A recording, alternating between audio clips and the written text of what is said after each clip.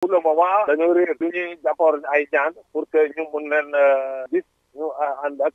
wérle bon au-delà ça li ñu mën a wax kooku moom suñu métier la métier takk der loolu la parce que da nga dugg ci moom mooy métier boo xam ni dafa mel ni da nga ci jaay sa bakkan da ngaa dogal mu sa wax loolu ci ay élèves ci dafa leen wax ne yéen a tànn métier wu takk der métier wu gànnaay mu ne ma loolu lu baax la du amul benn pas-pas bu ko ëpp amul benn patriotisme parce que boo déggee patriotisme amul dara loo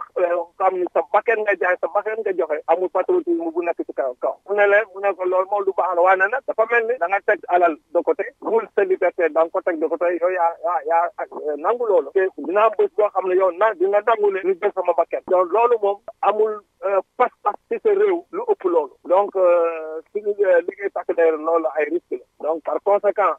day gën a tax nit ñi gën a farlu parce que takk der ak civil lu leen mooñee bokkul lu mel ni bu amee daf ñuy gën a jox carte dañuy gën a jox engagement dugg pas-pas ci suñu liggéey xam ni lii amul dara lu nekk ci kawam parce que nag ñu ngi wax ne ñun